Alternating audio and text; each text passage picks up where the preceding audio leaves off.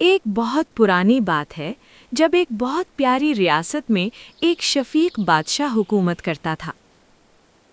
ریاست سومنیا ایک بہت خوبصورت ریاست تھی جہاں کی خوبصورتی دیکھنے والے کے دل کو موہ لیتی۔ اسی ریاست میں ایک چاندی کا درخت تھا، لیکن وہ صرف ایک درخت ہی نہ تھا بلکہ اس کے پیچھے کئی راز دفن تھے۔ کہانی شروع ہوتی ہے سومنیا کی شہزادیوں سے۔ بادشاہ عبداللہ کی 7 بیٹیاں تھیں جو بادشاہ عبداللہ کی جان تھیں۔ 7 بہنیں بے حد خوبصورت اور کسی نہ کسی ہنر میں ماہر تھیں۔ پہلی شہزادی کو مصوری کا شوق تھا۔ وہ ایسی بہترین تصویریں تخلیق کرتی کہ دیکھنے والے کو وہ زندہ لگتی۔ دوسری شہزادی کو گانے کا شوق تھا۔ اس کی آواز اس قدر سریلی اور نرم ہوتی کہ پرندے تک محبت سے اس کے گیت سنتے۔ تیسری شہزادی کو کپڑوں کی بہت معلومات تھیں۔ وہ ایسے کپڑے بناتی کہ تمام بہنیں خوش ہو جاتیں۔ چوتھی شہزادی کو باغبانی کا شوق تھا۔ وہ محل کے باغ کو ہمیشہ سجائے رکھتی۔ پانچویں شہزادی کو پڑھنے کا بہت شوق تھا۔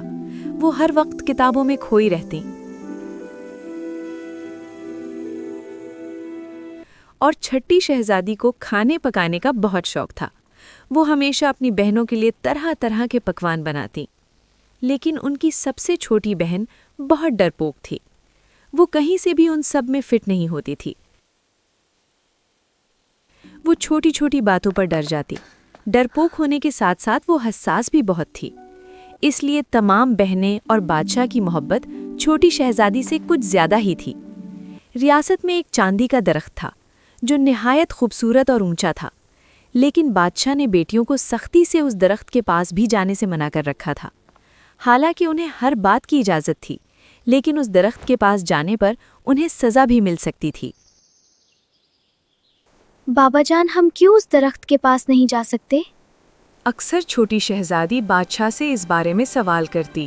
بادشاہ چونکہ جانتے تھے وہ ڈرپوک ہے، اس لیے اسے ڈرا کر ٹال دیتے۔ لیکن ڈرپوک ہونے کے ساتھ ساتھ وہ متجسس بھی بہت تھی۔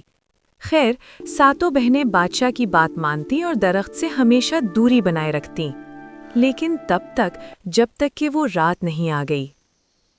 ایک رات جب سب سے چھوٹی شہزادی پیاس سے غرض سے نیند سے جاگی تو کمرے میں موجود باقی خالی بستر کو دیکھ وہ تھوڑی حیرت میں پڑ گئی۔ چھوٹی شہزادی، جس کا نام لاریب تھا، حیرت سے بہنوں کو ہر طرف تلاش کرنا شروع کر دیا۔ تلاش ختم ہو گئی لیکن بہنیں نہ ملیں۔ بالآخر خوف کے چلتے وہ بادشاہ کے پاس جا پہنچی۔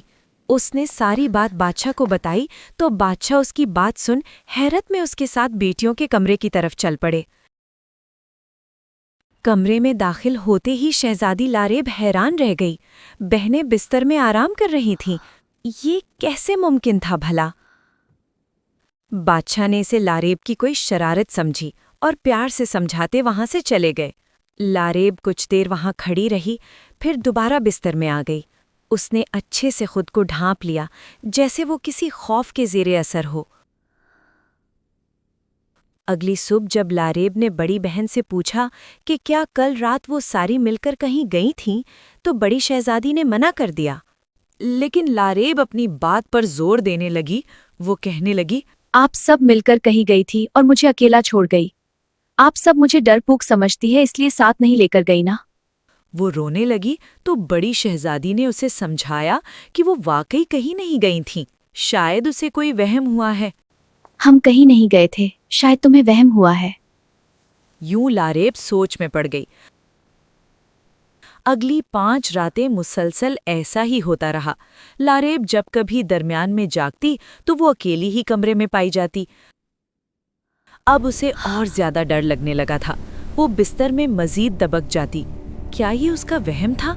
لیکن اسے بہنوں کی بھی بہت فکر رہتی۔ اگر یہ وہم نہیں تھا تو ساری بہنیں رات کے پہر کہاں گم ہو جاتی تھیں، اور اگر انہیں کچھ ہو گیا تو لاریب یہی سوچ کر رونے لگتی۔ اس کے دن رات بہت مشکل میں کٹنے لگے۔ وہ اپنی بہنوں کو کھونا نہیں چاہتی تھی۔愿你们平安，我的姐妹们。اس لیے 6ویں رات اس نے فیصلہ کیا کہ وہ نہیں سوئے گی۔ یوں جب پورے دن کی تھکان کے بعد رات کو وہ ساتوں بہنیں اپنے مشترکہ کمرے میں پہنچیں تو لاریب نے سونے کا ناٹک کیا۔ پہلے بڑی 2 بہنوں نے مل کر لاریب کو کہانی سنائی، پھر وہ بھی سونے کے لیے لیٹ گئیں، اور جیسے جیسے رات بیت رہی تھی لاریب کا دل زور زور سے دھڑک رہا تھا۔ بالآخر ایک ہلکی آواز پر وہ فوراً اٹھی۔ اس نے دیکھا کمرہ پھر سے خالی تھا۔ وہ بغیر کچھ سوچے سمجھے باہر نکل گئی۔ دور 6 شہزادیاں کہیں جا رہی تھیں۔ لاریب کے دل میں چونکہ ڈر تھا لیکن وہ بہنوں کو کھونا نہیں چاہتی تھی۔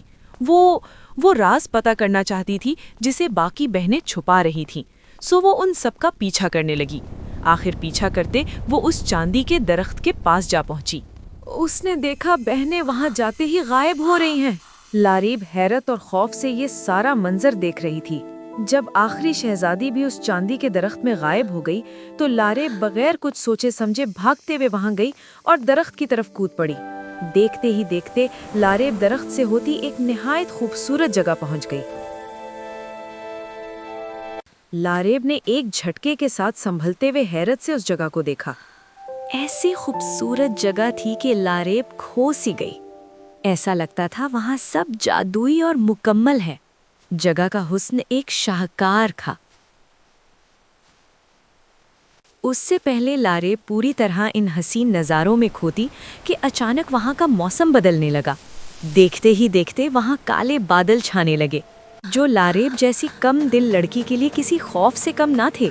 اسی پل اسے اپنی بہنوں کا خیال آ گیا اور وہ وہاں سے فوراً بھاگنے لگی۔ چلتے چلتے وہ آخر ایک بہت خوبصورت گھر کے باہر جا پہنچے۔ اندر سے عجیب و غریب آوازیں آ رہی تھیں۔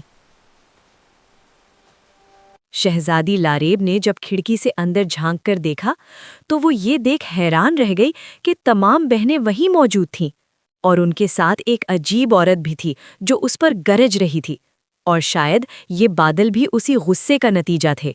لاریب خاموشی اور خوف سے وہیں کھڑی سب دیکھتی رہیں۔ اسے ایسا لگ رہا تھا جیسے بہنیں اس عورت کے قابو میں ہوں۔ وہ عورت کسی نیلے پتھر کی بات کر رہی تھی۔ وہ بہنوں پر چیخ رہی تھی، کل 7ویں اور آخری رات ہے۔ اگر کل بھی تم وہ پتھر نہ لائی تو میں کسی کو نہیں چھوڑوں گی۔ جلد اپنے والد سے وہ چابی حاصل کرو اور وہ نیلا پتھر مجھے لا کر دو۔ باہر کھڑی لاریب کو کچھ سمجھ نہیں آ رہا تھا کہ وہ کیا کرے اور کیسے اپنی بہنوں کو بچائے۔ وہ ابھی اسی سوچ میں گم تھیں جب اچانک وہ عورت جو بہنوں کے ساتھ اندر تھی اس نے لاریب کو دیکھ لیا۔ لاریب گھبرا کر فوراً پیچھے ہٹی اور ڈر کر وہاں سے بھاگنے لگی۔ اس کا دل بہت تیزی سے دھڑک رہا تھا۔ لاریب نے پیچھے مڑ کر دیکھا تو وہاں کوئی نہ تھا۔ وہ خوف سے پھر سے بھاگنے لگی، جب اچانک وہ عورت اس کے سامنے آ گئی۔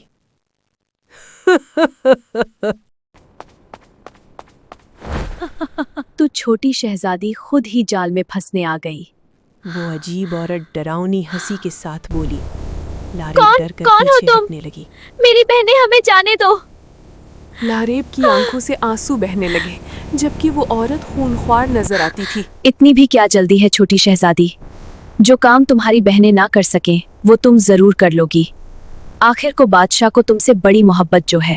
شہزادی کی جانب بڑھتے اس عورت کے ارادے بہت خطرناک لگ رہے تھے۔ لاریب سے خوف سے کچھ بولا ہی نہیں جا رہا تھا جب اچانک اس عورت نے نہ جانے کون سا جادو کیا اور لاریب بے ہوش ہو گئی۔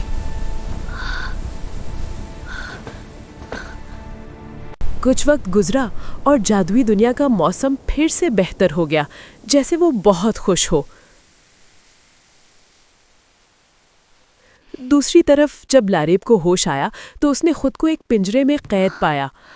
وہ سخت گھبراتی فوراً ادھر ادھر دیکھتی چلانے لگی لیکن کوئی بھی اس کی پکار نہیں سن رہا تھا۔ وہ رو رہی تھی، مدد کی پکار لگا رہی تھی لیکن بے سود۔ اس نے غور سے چاروں طرف دیکھا۔ یہ وہی گھر تھا جہاں کچھ دیر پہلے اس کی بہنیں اس عورت کے ساتھ موجود تھیں۔ آپی، آپی، لاریب ایک امید کے ساتھ بہنوں کو پکارنے لگی لیکن کوئی فائدہ نہیں۔ وہ روتے ہوئے تھک کر وہیں بیٹھ گئی۔ تھوڑی دیر بعد وہی عورت گھر میں داخل ہوئی، اس کے ہاتھ میں ایک کتاب بھی تھی۔ وہ لاریب کو دیکھتے اس سے بولی، اب جب مجھے وہ پتھر مل جائے گا تو میں پھر بادشاہ کو بتاؤں گی کہ کون زیادہ طاقتور ہے۔ وہ شیطانی قہقہہ لگانے لگی۔ لاریب کو کچھ سمجھ تو نہ آیا، لیکن اپنے بابا کے بارے میں ایسا سنتے وہ شدید رونے لگی۔ اس نے عورت سے اسے جانے دینے کی درخواست کی، لیکن سب بیکار گیا۔ وہ عورت اس پر چلا پڑی اور لاریب سہم کر بیٹھ گئی۔ دوسری طرف 6 شہزادیوں کو کچھ بھی یاد نہیں تھا، وہ تمام اپنے معمول کے کاموں میں مصروف تھیں۔ انہیں لاریب کا بھی دھیان نہیں رہا تھا۔ خیال تو تب آیا جب ایک شہزادی نے اس بارے میں دھیان دلوایا۔ تب بڑی شہزادی لاریب کو ڈھونڈنے تالاب کے کنارے پہنچی، جہاں اکثر لاریب اپنا وقت گزارتی تھی، لیکن وہ وہاں بھی نہ تھی۔ شہزادی کمرے کی طرف اسے تلاش کرنے گئی، لیکن لاریب وہاں بھی نہ تھی۔ پھر آہستہ آہستہ بڑی شہزادی نے ہر جگہ ڈھونڈ لیا، لیکن لاریب نہ ملی۔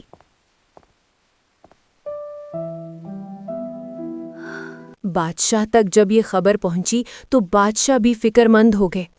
سپاہیوں کو تلاش کے لیے بھیجا گیا۔ 2 گھنٹے گزر گئے لیکن لاریب کی کوئی خبر نہ آئی۔ تب جب بادشاہ بہت فکر مند تھے تو ایک کالا پرندہ اڑتا ہوا بادشاہ کے پاس آیا۔ اس پرندے کو دیکھ بادشاہ ساری بات سمجھ گئے۔ وہ فوراً بیٹیوں کو کچھ بتائے بغیر چاندی کے درخت کے پاس گئے اور اس میں کودتے ہوئے اس پار چلے گئے۔ اس عورت کے ٹھکانے پہنچ کر بادشاہ نے قہر بھری نظروں سے عورت کو دیکھا۔ آگے آپ بادشاہ سلامت؟ مجھے تو لگا تھا آپ سمجھ نہیں پائے گے۔ وہ عورت عجیب انداز میں ہنسی۔ جادو کی کتاب اس کے ہاتھ میں تھی۔ میری بیٹی کو چھوڑ دو، یہ تمہاری سزا ہے کہ تم یہاں قید ہو، اور جو تھوڑی بہت رعایت تمہیں ملی تھی وہ بھی آج سے ختم۔ بادشاہ سخت غصے سے بولے۔ عورت قہقہا لگا کر ہنسنے لگی، اور دیکھتے ہی دیکھتے بادشاہ اور عورت میں عجیب لڑائی شروع ہو گئی۔ لاریب خوف سے ایک جگہ بیٹھی تھی، جب اچانک بادشاہ کے حملے سے عورت کے ہاتھ میں موجود کتاب دور لاریب کے پاس جا گری۔ بیٹا اسے اٹھاؤ اور پھاڑ دو۔ بادشاہ چیخے۔ لاریب نے فوراً کتاب اٹھائی لیکن اسے پھاڑ نہ سکی۔ عورت اسے خونخوار نظروں سے دیکھ رہی تھی، جس پر لاریب خوف سے سہم رہی تھی۔ لاریب بیٹا ڈرو مت، اس کے بابا بولے۔ عورت تیزی سے لاریب کی طرف بڑھنے لگی۔ لاریب نے خوف سے کانپتے کتاب کو پھاڑ دیا، اور دیکھتے دیکھتے وہ عجیب عورت ایک مینڈک میں بدل گئی۔ لاریب بھی آزاد ہو گئی۔ منظر بدلا۔